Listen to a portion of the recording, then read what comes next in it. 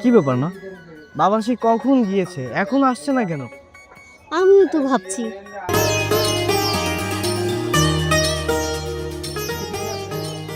তুমি এসেছো? তাছাড়া এত বিচলিত হচ্ছিস কেন তুই? আরে বাবা তুমি বুঝছো না, ভাইয়া 5 বছর পরে বিদেশ থেকে আসছে, না জানি কত লাখ লাখ টাকা নিয়ে। ঠিক কথা বলেছিস, যত তাড়াতাড়ি সম্ভব ওর কাছ থেকে টাকাগুলো আমাদের হাতিয়ে নিতে হবে। আর এই বাড়িটা তো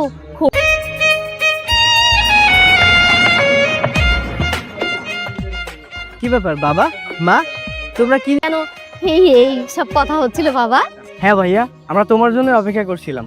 জানো, তোমার জন্য অপেক্ষা করতে করতে আমরা সকাল থেকে কি। কিরে জোয়েল, সে সকালবেলা আমাকে বাজারে পাঠালি মালা আনতে, এখনো কি এই মালা নিয়ে দাঁড়িয়ে থাকবো? দেখেছো, ভাইয়াকে দেখে আমি আবেগে ভুলে গিয়েছি। দরকার ছিল, আরো অনেক কিছু দরকার ছিল। আমি তো ভেবেছিলাম তোমাকে আনতে এয়ারপোর্টে যাব, তুমি তো আমাকে যেতে দিলে না। খাবার বেড়ে দিবে কেন? তোমরাও তো না খেয়ে আছো, জুবাই তো বললো চলো আমরা একসাথে খাই। হ্যাঁ হ্যাঁ, আমরাও তো খাবো। তুই যা বাবা। কি ভাবলাম আর কি হলো? কেন, কি হলো আবার? দেখলে না, ওর হাতে একটা মাত্র ব্যাগ। ভেবেছিলাম বিদেশ থেকে আসে কতগুলা ব্যাগ ভরে নিয়ে জিনিসপত্র আনে, আর আমার ছেলেটা মাত্র একটা ব্যাগ নিয়ে আসছে। আরে মা বাবা, তোমরা ভয় কেন পাচ্ছ? ভাইয়া তো বললো তার হঠাৎ করে ছুটি হয়েছে, এই জন্যই হয়তো আমাদের জন্য কিছু আনতে পারেনি। বাড়ির জন্য কত টাকা হতে পারে বলতো ওই ব্যাগে? কম করে হলেও 1 থেকে 1.5 কোটি টাকা তো আছেই। হ্যাঁ, তার জন্য। তুই ঠিক বলেছিস, তাহলে আজই বলি ওকে টাকাগুলো দিয়ে দিতে। না না না না না, ওকে এখন টাকার কথা বলা যাবে না, খুব ভালো ব্যবহার করতে হবে। আর বাবা শোনো, খাওয়ার পরে তুমি বাজারে যাবে, গিয়ে ওর পছন্দের যে খাবারগুলো সবগুলো নিয়ে আসবে। আর মা, ইয়ে, তুমি একটু ওদিকটা দেখো। ঠিক আছে। আচ্ছা।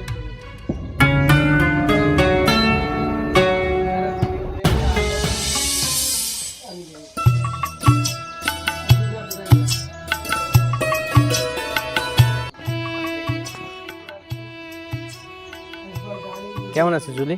ভালো আর থাকলাম কোথায়, তুমি সেই কোন সকালবেলা এসে। ইনফ্যাক্ট সবার আগে তোমার কথাই মনে পড়েছে, কিন্তু বোঝোই তো পরিবার ছাড়াই 5 বছর পরে দেশে আসলাম, পরিবারের সাথে একটু সময় না।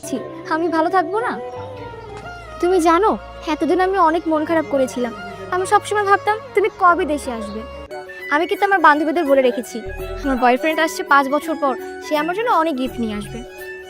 আসলে হয়েছে কি, আমার তো আসার কথা ছিল ঈদের পরে, হঠাৎ করে ছুটি হয়ে যায় আর এয়ার টিকিট হাতে ধরিয়ে দিয়েছে। আমি একদিন আগে জানতে পেরেছি যে কাল আমি দেশে আসবো। তুমি দিতে পারোনি, তাতে কি হয়েছে? তুমি আমাকে এই দেশ থেকে শপিং করে দিবে। আর তাছাড়া এই দেশে তো অনেক দামি দামি জিনিসপত্র আছে, তাই না? আমি তো আর ওইসব মেয়েদের মতো না। করিনি, আমি তোমার জন্য কিছু আনতে পারিনি এটা জানার পরেও রাগ করনি। না না, রাগ করিনি। আচ্ছা শোনো না, তুমি যদি বিদেশ থেকে আমার জন্য করি না, মাত্র 3 লক্ষ টাকা। তুমি যদি আমাকে কিনেও না দাও সমস্যা নেই, তুমি আমাকে টাকা দিলেই হবে। 3 লক্ষ টাকা? কেন? তুমি তো এমন কিছু তোমার কাছে চাই না, দেওয়ার মধ্যে তুমি তো আমাকে দিয়েছো এই আইফোন 16 প্রো ম্যাক্স। হ্যাঁ তাই তো, তুমি তো আমাকে। আর শোনো না, তুমি কি দিয়ে এবার দেশে থাকছো নাকি বাইরে চলে যাবে?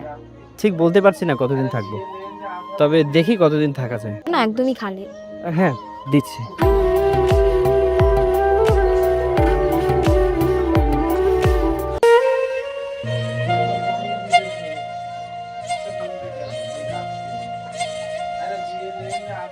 আমার কোনোভাবেই মনে হয়নি যে আমার পরিবার আমার সাথে ছলনা করছে, তারা আমাকে যথেষ্ট ভালোবাসে।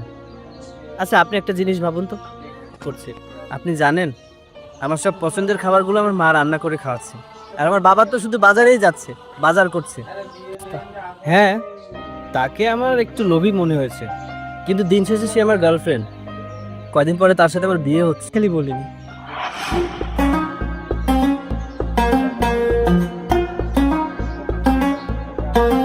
আলহামদুলিল্লাহ। দীপ্ত, তুই যে আজকে দেশে আসবি সেটা আমি জানতাম, কিন্তু ভাইয়া আমি যে আজকে দেশে আসছি সেটা আপনি কিভাবে জানলেন? আমি বাজারে গিয়েছিলাম, সব ঠিকঠাক তো? সব কিছু চলছে ঠিকঠাক, কিন্তু তোর কাছে এত ব্যাগ এই ব্যাগে খুব বেশি কিছু না।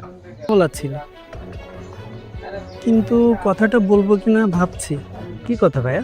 তুই তো দেশে ছিলি না, আর এখানকার পরিবেশ, তুই টাকা উপার্জন করছিস, ওদের দিচ্ছিস, তাই তো করা এত ভালোবাসে। আর তুই জুলির কথা বলছিস না, উত্তরপাড়ার রফিক চাচার আমার পরিবার মোটেও এরকম না, আপনার নিশ্চয়ই কোথাও ভুল হচ্ছে। হ্যাঁ মানছি, কিছু পরিবার আছে যারা লোভী হয়, প্রবাসীদের থেকে টাকা। জুলিকে অনেক ভালোবাসি, সামনে আমরা বিয়ে করে ফেলবো, শোন, তুই এই ব্যাগ ভর্তি যে জিনিসপত্র নিয়ে এসেছিস তোর পরিবারের জন্য আর জুলির জন্য, এগুলো যেহেতু ওদের জন্য এনেছিস ওদেরই থাকবে, কিন্তু তুই আমার কথাটা মন দিয়ে শোন। আচ্ছা ঠিক আছে ভাই। ভাই আপনি কি বলতে চাইছেন? আপনার কথা মতো আমি বাড়িতে একটা জিনিসও নিয়ে যাইনি তো। আসল পরীক্ষা মানে কি বলছেন আপনি? দেখ দীপ্ত, আমি তোকে যেটা বলছি আমার নিজের স্বার্থের জন্য বলিনি, সেটা তোর ভালোর জন্য বলেছি।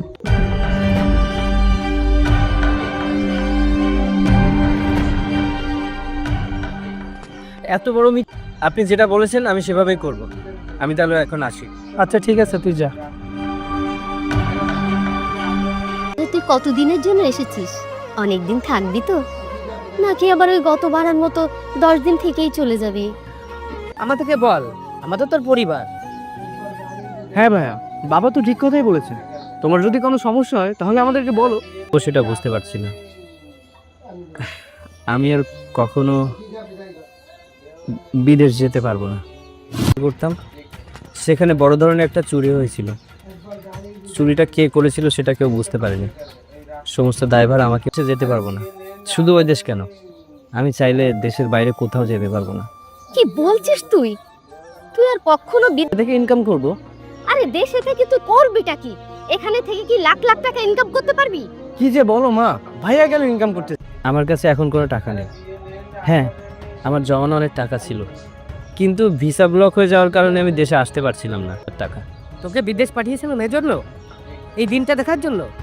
ছেলে বিদেশ থাকলে বাবা মারা আরামাস করে, আর আমাদের কপালে জোর করো তোমার ছেলেকে। আমি তো ভেবেছিলাম আবারও বিদেশে যাবে, বিদেশে গিয়ে আবারও আমাদের টাকা পাঠাবে। আর এখন ও বিদেশেও যেতে পারবে না, আর কাছে জমানো ভাইয়ের কাছ থেকে 2 লক্ষ টাকা এনে দিয়েছিলাম। তুই যখন বিদেশ যেতে পারবি না, তখন আমার ভাইয়ের কাছ থেকে যে 2 লক্ষ টাকা এনে দিয়েছিলাম, ওই 2 লক্ষ তোমার 3 লক্ষ টাকা দিয়েছিল। হ্যাঁ দিয়েছিস।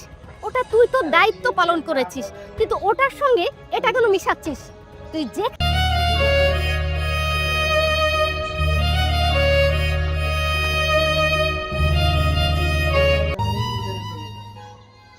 হ্যাঁ দীপ্ত, কি অবস্থা? মন খারাপ কেন? ভাইয়া আপনি যেমনটা বলেছিলেন তেমনটাই হলো। তুই তোর গার্লফ্রেন্ডের কাছে যাবি, আমি যেভাবে বলেছি ঠিক এইভাবে ওর সাথে কথা বলবি, ওকে? ঠিক আছে,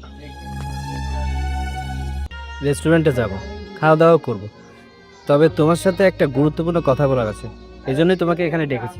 হ্যাঁ, কি কথা? আর কি দরকার আছে? না, একটু সমস্যা হয়েছে, এই জন্য তোমাকে বলছি। আচ্ছা, তুমি যে কোনো পরিস্থিতিতে আমার পাশে থাকবে তো? বড় কোনো সমস্যা হয়নি তো? হ্যাঁ, সমস্যা হয়েছে। তুমি আর আমার পরিবার যেটা জানো যে আমার কাছে অনেক টাকা আছে, আর ওই বিপদ থেকে উদ্ধার হয়ে দেশে ফেরার জন্য ওই টাকাগুলো সব খরচ হয়ে গেছে। এখন আমার কাছে কিছুই নেই, আর আমি চাইলেও আর কখনো বিদেশে যেতে পারবো না। যার কাছে টাকা পয়সা নেই তাকে কি বিয়ে করা যায়? আচ্ছা, আমাকে কি পাগলা কুত্তায় কামড়াইছে? তার মানে তুমি এইসব কি বলছো? ভালোবাসি, কিন্তু তোমাকে না, তোমার টাকা কি? শোনো, এতদিন তোমার কাছে টাকা ছিল আর তুমি আমার সমস্ত চাহিদা পূরণ করেছো, তাই আমি তোমাকে প্রশ্নই আসে না। একটা কথা কান খুলে শুনে রাখো, তুমি আর কখনো আমার সাথে যোগাযোগ করার চেষ্টা করবে না। Good bye.